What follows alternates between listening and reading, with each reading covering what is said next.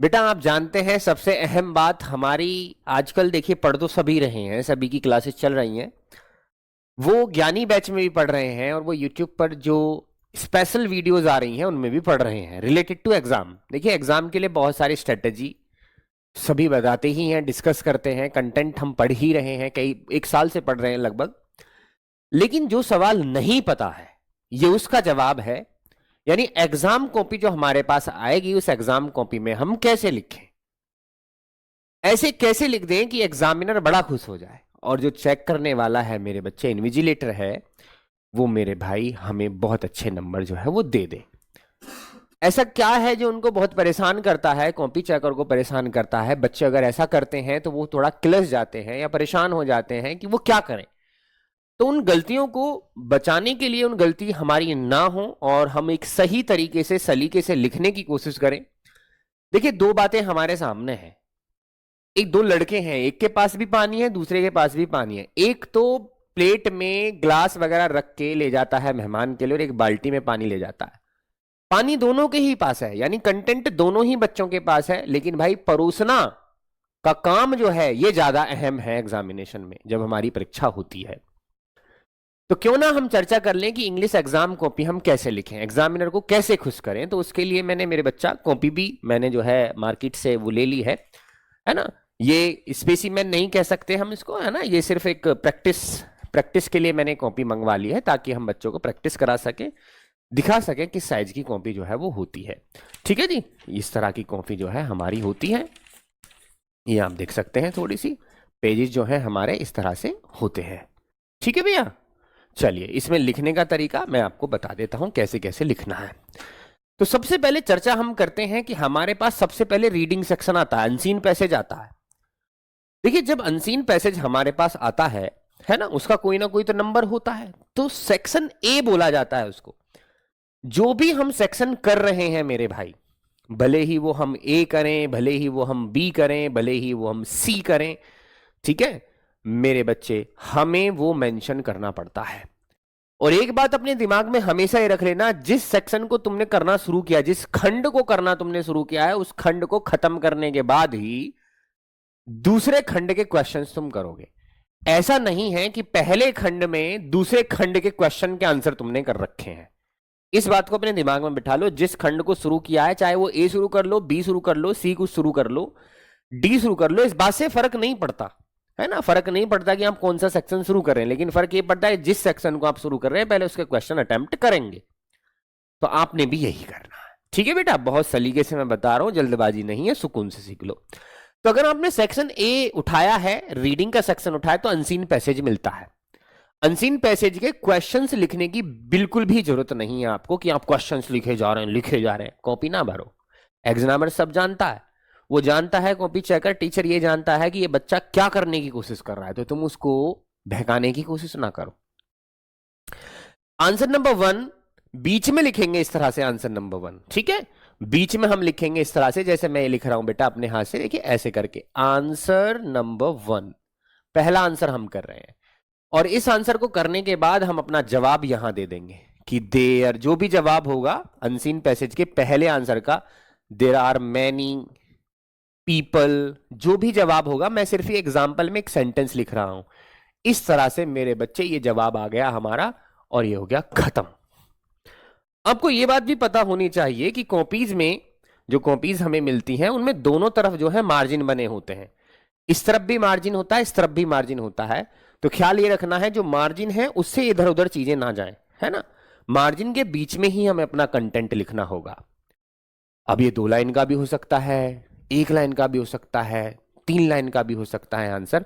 जब ये हो जाएगा उसके बाद बीच में ही लिखेंगे आंसर 2, फिर इसका जवाब हम यहां पर देंगे आंसर 2 का। देखो कोशिश करना मेरे बच्चे बीच में लिखने की, साइड में लिखने की कोशिश ना करना। बहुत से बच्चे यहां डालते थे ऐसे करके, देखिए वो ऐसे करते हैं आंसर नंबर 1, तो ये छोटा सा पड़ जाता है यहां पर, तो हमें यहां नहीं लिखना। एक्चुअल में क्या होता है, जब हमारे भाई जो हमारे इवैल्यूएशन करता है, यानी जो इवैल्यूएशन करते हैं, जो जांच करते हैं कॉपियों की, वो ऐसे जांच करते हैं। देखो मैं तुम्हें बताऊंगा बाद में कैसे नंबर लिखे जाते हैं, ठीक है। तो दूसरा आंसर हमने यहां लिख दिया, ये आ गया हमारा दूसरा आंसर। फिर तीसरा आंसर आ गया, ये रहा तीसरा आंसर आ गया, अनसीन पैसेज चल रहा है। फिर चौथा आंसर आ गया, चौथा हमने ये लिख दिया। फिर पांचवें में 3 आते हैं वन वर्ड वाले। ये तो हो गए मेरे बच्चे 4 क्वेश्चन ऐसे होते हैं जो 1 लाइनर या 2 लाइनर होते हैं अनसीन पैसेज के, है ना। चलिए फिर यहां हम लिखेंगे वन वर्ड्स वाले। देखो पांचवें का पहला यहां लिख देंगे, ठीक है, यहां लाइन इसके नीचे, पांचवें के नीचे। फिर आंसर 5 का बी यहां लिख देंगे, फिर आंसर 5 का सी यहां लिख देंगे। ये एक एक वर्ड के होते हैं, जैसे साइनो पूछ लिया, मीनिंग पूछ लिया, एंटो पूछ लिया।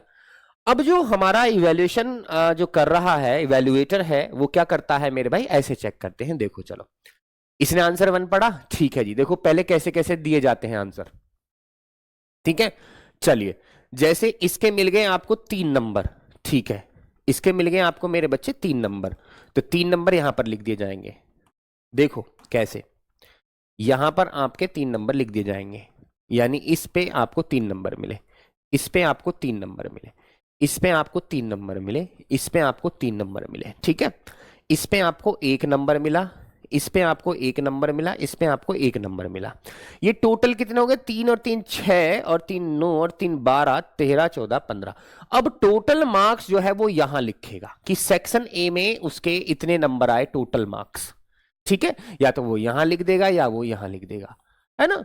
तो एग्जामिनर को आंसर्स लिखने में बड़ी आसानी हो जाती है कॉपी पर। तो जब तुम्हारे आंसर्स भरे जाएंगे, उसमें जिसमें बॉक्स में तुम्हारे नंबर भरे जाते हैं, जिसमें अंक जो है वो अंकित होते हैं, उसमें ये नंबर भरे जाएंगे कि इस बंदे के इस क्वेश्चन से इतने नंबर आए हैं या इस सेक्शन से इतने नंबर आए हैं, ठीक है।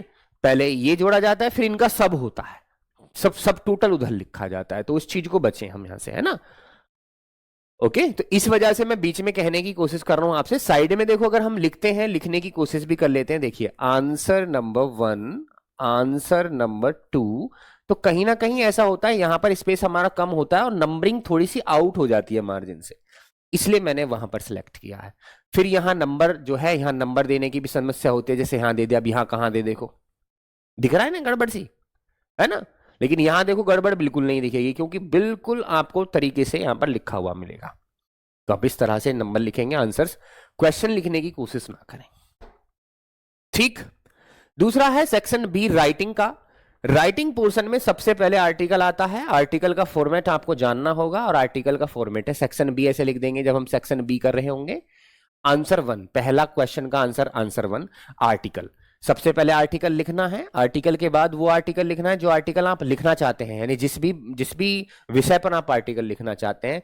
फिर बाई लगा के XYZ या ABC आपको करना होगा, और मेरे बच्चे आपको अपना आर्टिकल लिखना शुरू कर देना होगा। ये आर्टिकल का फॉर्मेट है, आर्टिकल का ये फॉर्मेट है, ठीक है। आंसर 1।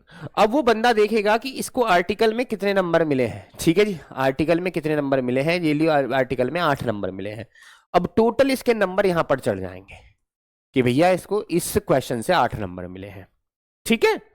ऐसे करके जो है, या ऐसे भी किया जाता है, राइटिंग पर इस तरह से भी दिया जाता है कि सबसे पहले कि हमें जो है कंटेंट पर 1 मिला, ठीक है, एक्यूरेसी पर 1 मिला, करेक्शन पर 1 मिला, टोटल कितने हो गए 3। तो यहां पर फिर वो 3 लिख देता है। अलग अलग भी कर सकते हैं, वो टुकड़ों में भी डाल सकते हैं कि फॉर्मेट का इतना हो गया, हैंड राइटिंग का इतना हो गया, कंटेंट का इतना हो गया, एक्यूरेसी का इतना हो गया, इस तरह से। तो फॉर्मेट ये रहेगा।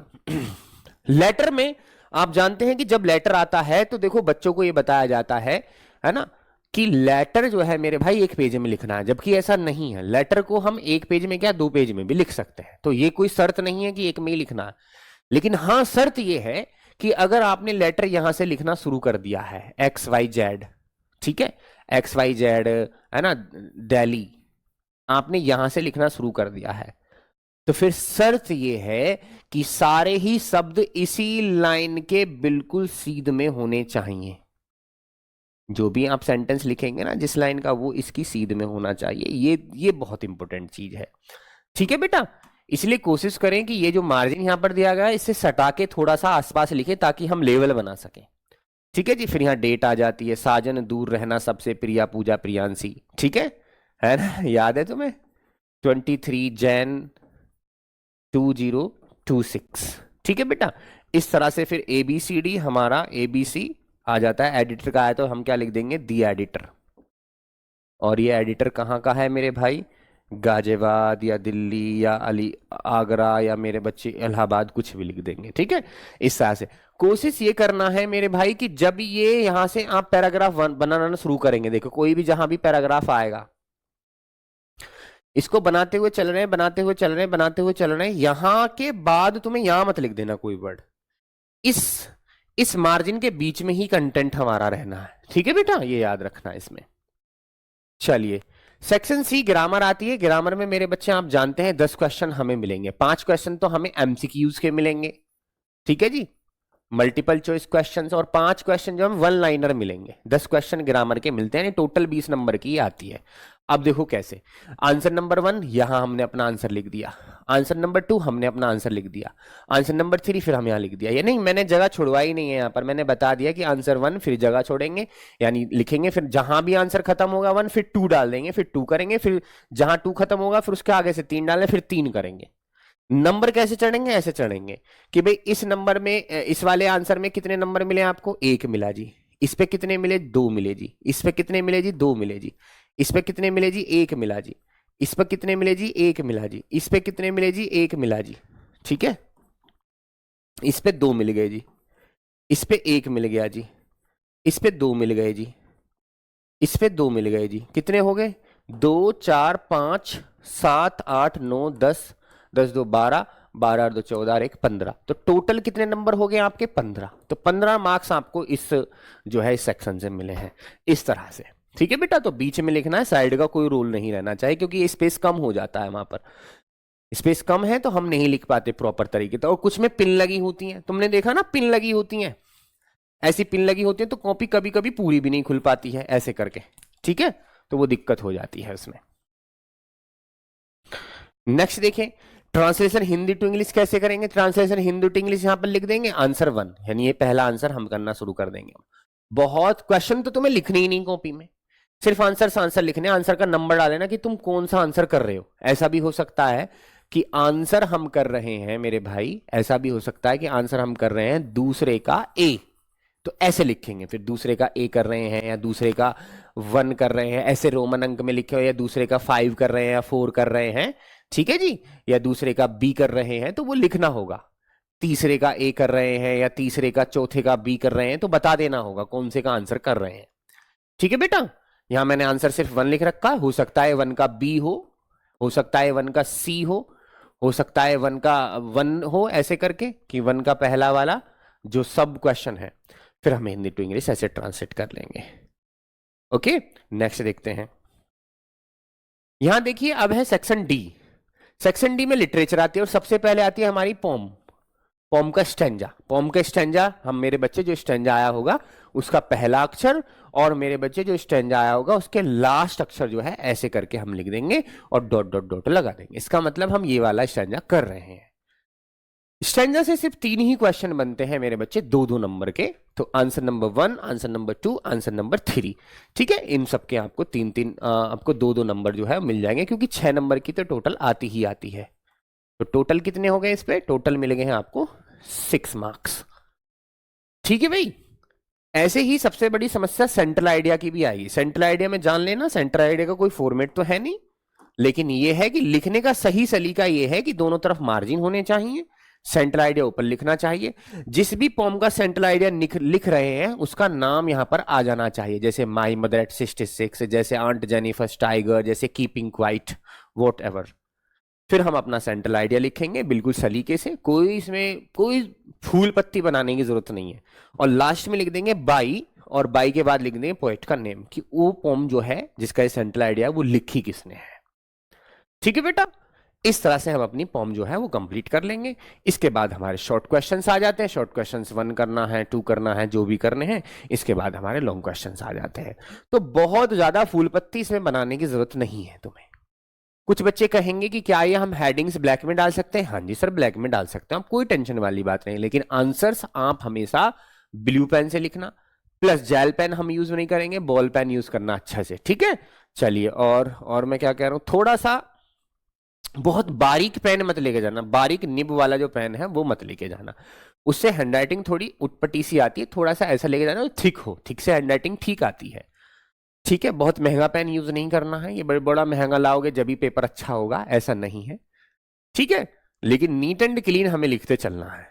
ओके, बात समझ में आ गई? तो ये आपको जानने की, ये आपको जरूरी जानकारी मुझे जो पहुंचानी थी, ये मेरा फर्ज था, मैंने पहुंचा दिया। उम्मीद है आपको क्लास अच्छी लगी होगी, और इस पर अपनी सराहना, अपना प्यार जो है कमेंट सेक्शन में जरूर डालिए, और इस अपने साथियों को शेयर कीजिए कि कैसे कैसे हमें ये करना है। ठीक है, कॉपी आपके सामने ये रही, मैंने आपको दिखा दी कई बार। ठीक है बेटा, इस तरह से देखिए, हो सकता है जो मार्जिन है मेरे भाई, मार्जिन हो सकता है दोनों तरफ भी हो। ठीक है, देखिए इस तरफ भी मार्जिन है ये रहा, इस तरफ भी मार्जिन है, देखो ये रहा, दोनों तरफ मार्जिन दिख रहे हैं ना। तो हो सकता है तुम्हें मार्जिन डालने की जरूरत ना पड़े, है ना, जगह निकालने की जरूरत ना पड़े। असल में इसलिए दिए जाते हैं कि इससे अंदर बाहर नहीं लिखना तुम्हें। इसे बाहर लिखोगे तो कहीं ऐसा ना हो कि पिन वगैरह में वो चीजें छिप जाए या हो जाए, कुछ हो जाए, तो इसके बीच बीच में ही आपको लिखना है। ठीक है बेटा, चलिए मिलते हैं, तब तक के लिए नमस्कार, जय हिंद, टाटा बाय बाय। ऐसी चीजें आपको मिलती रहेंगी जो आपके समय समय पर जरूरी हैं।